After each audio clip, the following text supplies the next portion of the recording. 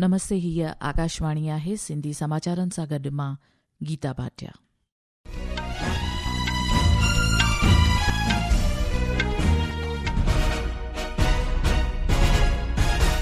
सभ खां अवल ख़ासि ख़बरूं। प्रधानमंत्री नरेंद्र मोदी अॼु नईं दिल्लीअ में जैन समाज जे नाम्यवर रूहानी अॻवान आचार्य विद्यानंद जी महाराज जी 100वीं जनम जयंतीअ जे मौक़े ते शताब्दी समारोह जी शुभ शुरूआत कंदो।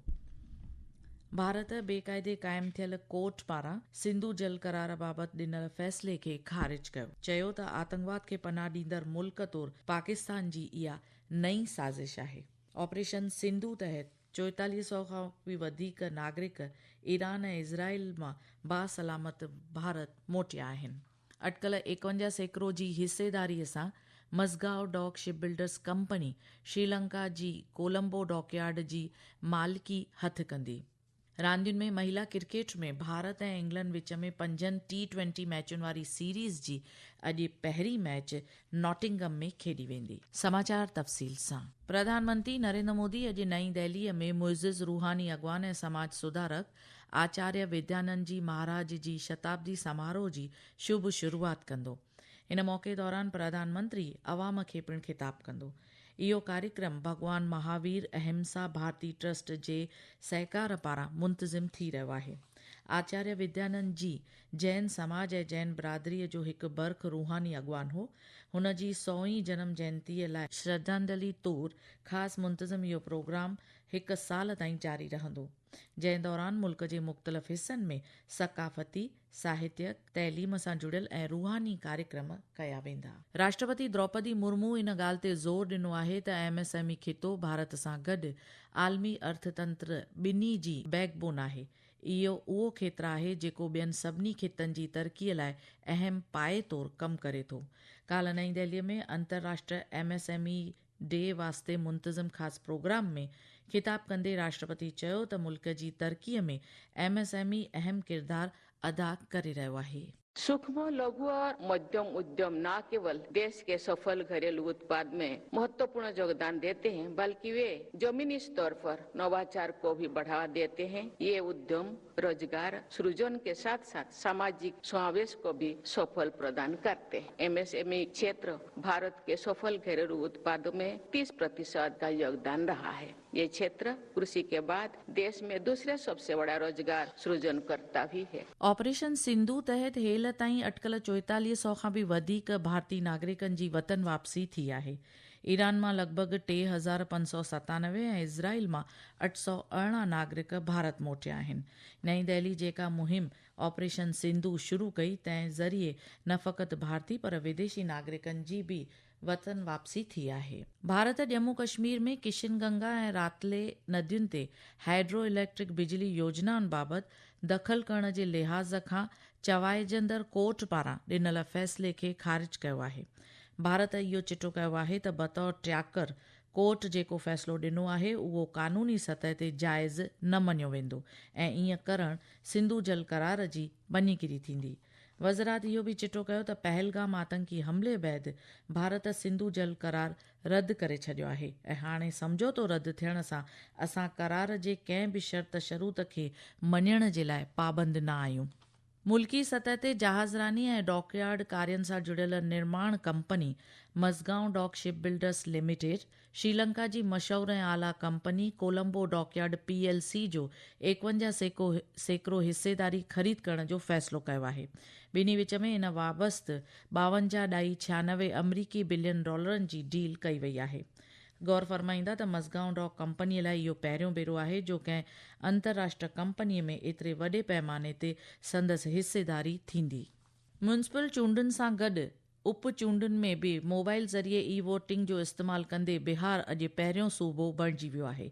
गौर फरमाईंदा त 40,000 खां बि वधीक वोटरनि वोटिंग सहूलियत ज़रिए वोट ॾियण वास्ते पंहिंजा नाला रजिस्टर कराया आहिनि।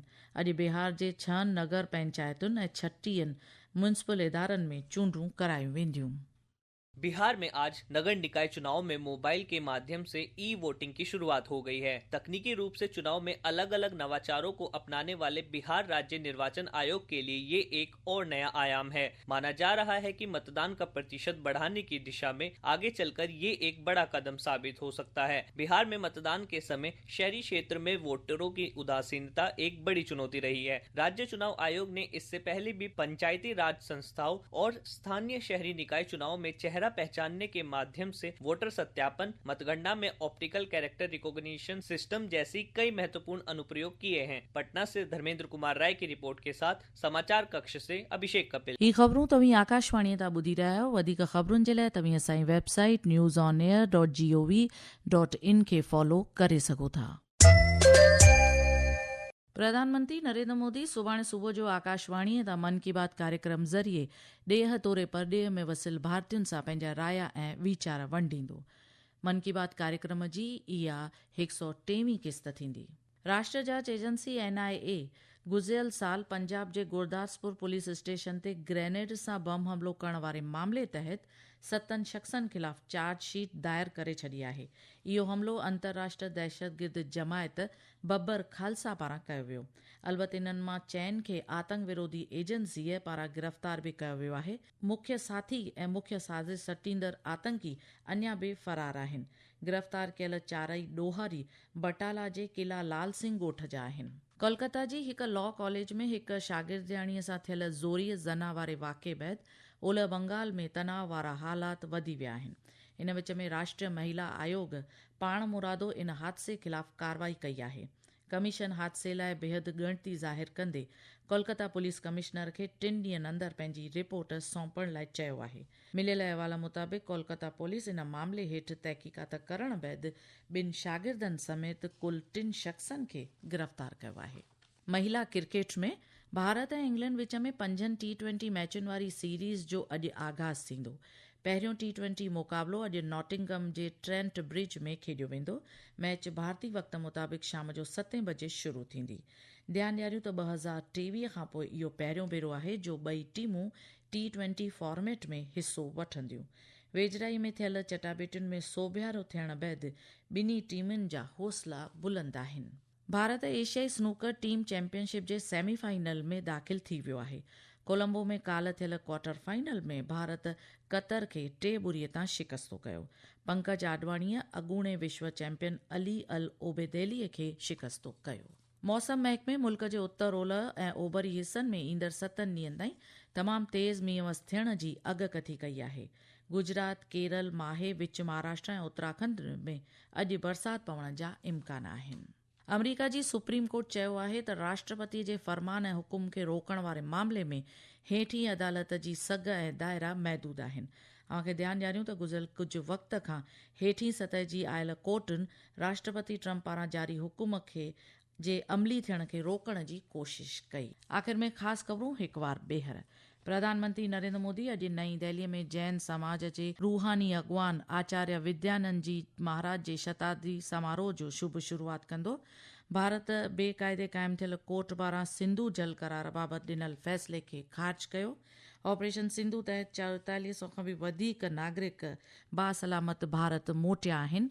मज़गांव डॉक शिप बिल्डर्स कंपनीअ श्रीलंका जी कोलंबो डॉकयार्ड जी मालिकी हासिल कंदी ऐं महिला क्रिकेट में भारत ऐं इंग्लैंड विच में 5 मैचुनि वारी सीरीज़ जो पहिरियों T20 मुक़ाबिलो अॼु नॉटिंगम में खेॾियो वेंदो।